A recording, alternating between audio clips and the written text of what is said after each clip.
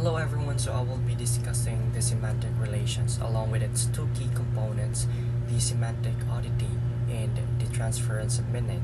But before that, let's understand first what semantic relations is before we will dive into its parts.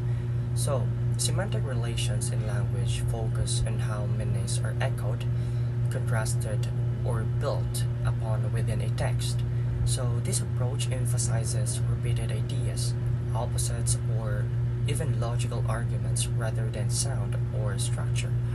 So an example of this can be seen in a poem below the semantic relations, where the speaker describes their life in a series of actions that reflect both positive and negative experiences. So the first part is the semantic oddity.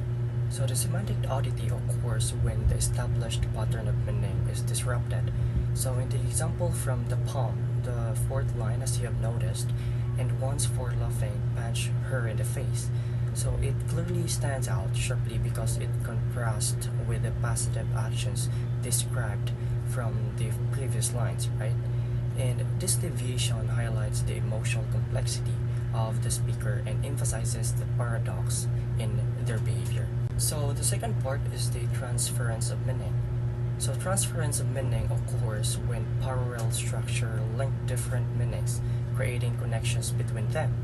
The negative line shares the same syntactic frame as the positive lines, so it allows weight to influence the interpretation of the entire piece. So this creates a paradox effect where the positive and negative coexist and challenge the readers to understand.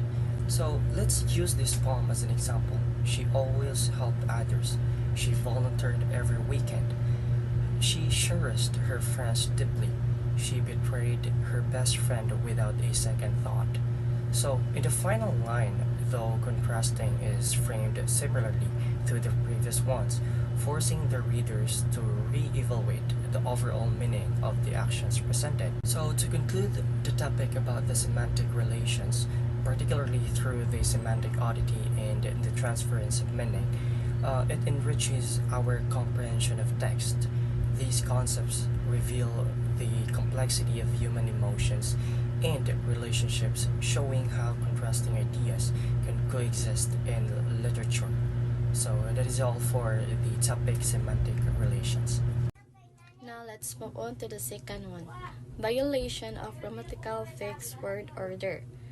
This happens when the expected sentence pattern or structure is suddenly broken.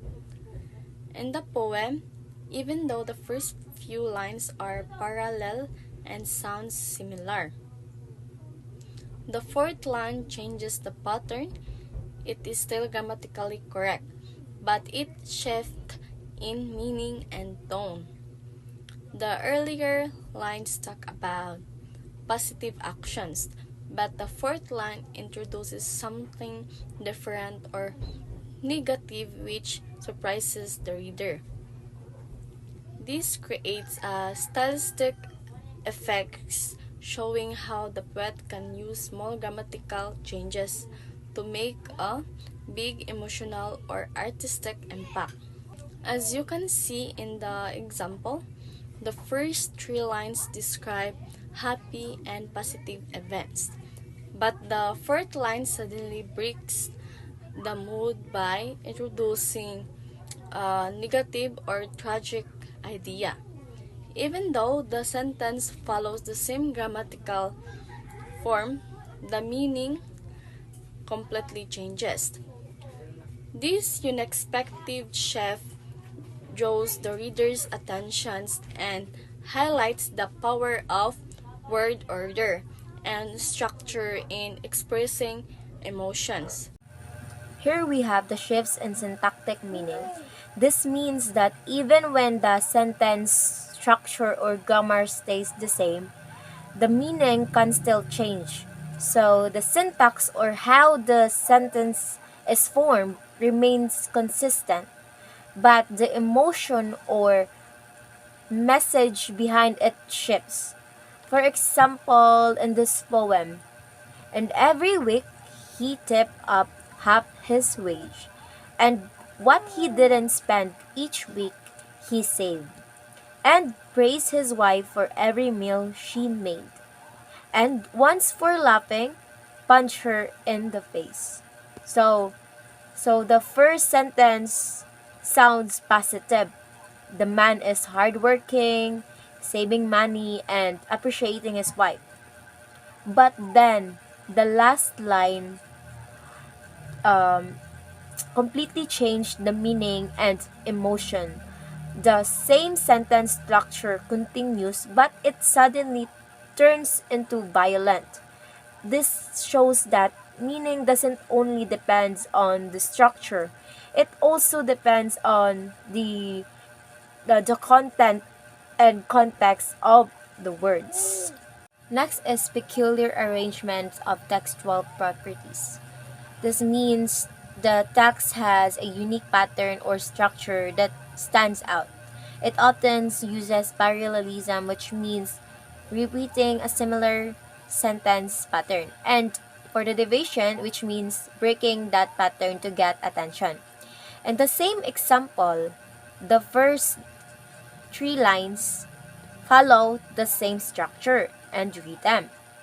But the last line breaks the pattern by introducing a shocking event.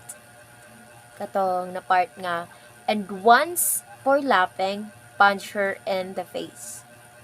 So sudden change makes the line stand out and gives a strong emotional impact. So, so the peculiar arrangement creates a paradoxical effect. It surprises us